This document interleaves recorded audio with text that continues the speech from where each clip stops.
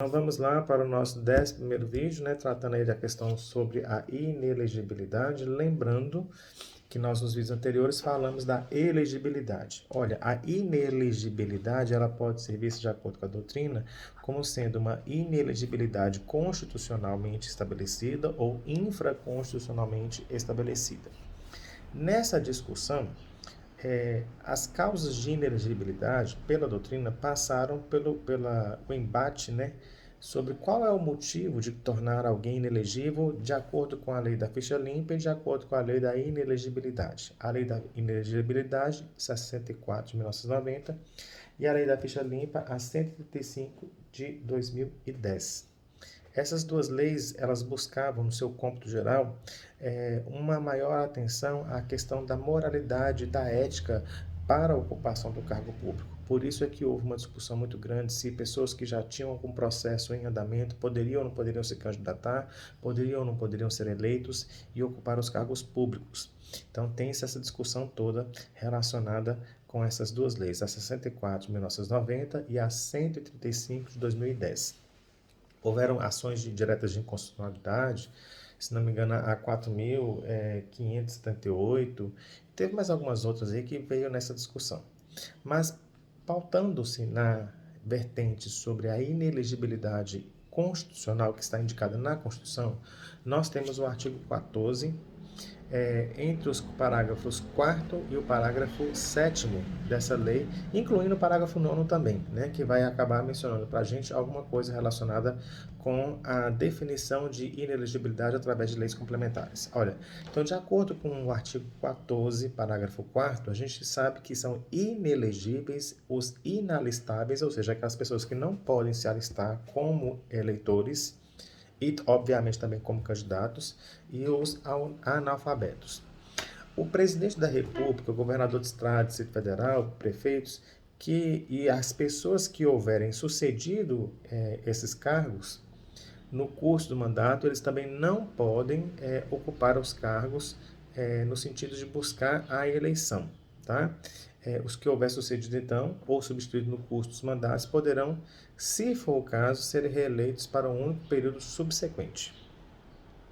Tem-se também a indicação do parágrafo 6º, que versa sobre, para concorrer a outros cargos, o presidente da República, o governador, o Distrito Federal, o prefeito, se eles estão nessa posição e eles querem outro cargo que não seja o de presidente, que já está lá, o de governador, que já está lá, o de prefeito, que já está no cargo de prefeito, eles têm que se afastar até 6 meses antes do pleito, para concorrer a outro cargo qualquer, que não seja aquele que ele já ocupa, tá?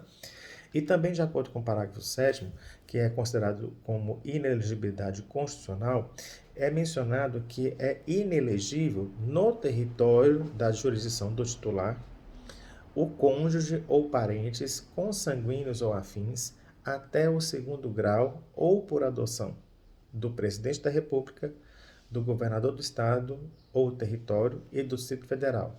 Além deles, também tem-se que são inelegíveis, né, o cônjuge ou parentes consanguíneos ou afins até o 2º grau, de prefeitos ou com quem haja substituído esse prefeito dentro dos 6 meses anteriores ao pleito eleitoral, tá? Exceto, salvo, se já na condição de mandato eletivo e o candidato concorrer ao processo de eleição. Militares, como a gente mencionou em algum vídeo anterior, eles são inelegíveis, eles não poderiam concorrer a cargos públicos necessariamente se não houver o afastamento dele das condições de ocupação do cargo, a desincompatibilização. Se não houver essa desincompatibilização, eles são inelegíveis, eles não podem concorrer aos cargos públicos, né, através de voto. Então, de acordo com o artigo 8º, o militar alistável, ele é elegível desde que atenda às seguintes condições. Olha para você ver o que fala o artigo 8º, parágrafo 8º do artigo 14. Se contar com menos de 10 anos de serviço, deverá afastar-se da atividade. Então, tem lá 9 anos de serviço, 9 anos e 11 meses. Vai concorrer, tem que afastar da atividade. Se contar com mais de 10 anos de serviço, ele vai ser agregado pela autoridade superior e, se ele for eleito, passa automaticamente no ato da diplomação para a inatividade. E aí ele deixa de ser inelegível e se torna elegível. Parágrafo 9º do artigo 14 da Constituição Federal menciona que a lei complementar vai estabelecer os outros casos e também prazos para inelegibilidade, a fim de proteger a probidade administrativa, a fim de proteger a moralidade para o exercício do mandato, considerada vida pregressa do candidato, a normalidade e a legitimidade das eleições contra a influência do poder econômico ou abuso do exercício de função, cargo ou emprego na atividade administrativa direta ou indireta.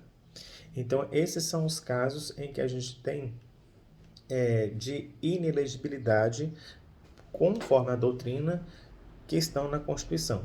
Vamos mencionar apenas o parágrafo 10 do artigo 14, que fala que o mandato eletivo ele pode ser impugnado ante a Justiça Eleitoral, ou seja, perante a Justiça Eleitoral, no prazo de 15 dias contados da diplomação. Instruída, obviamente, essa ação com provas de que houve o abuso de poder econômico, de que houve a corrupção ou de que houve a fraude. Tá?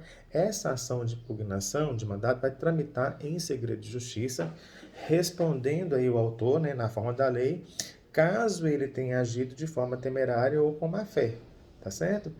E essas questões fecham, de maneira sintética para a gente os aspectos sobre inelegibilidade de acordo com a doutrina que estão na Constituição Federal. Tá? Na nossa sequência, a gente vai falar sobre a inelegibilidade pautada em leis infraconstitucionais, conforme a doutrina nos apresenta. Até o nosso 12º vídeo. Não saia daí, fique conosco.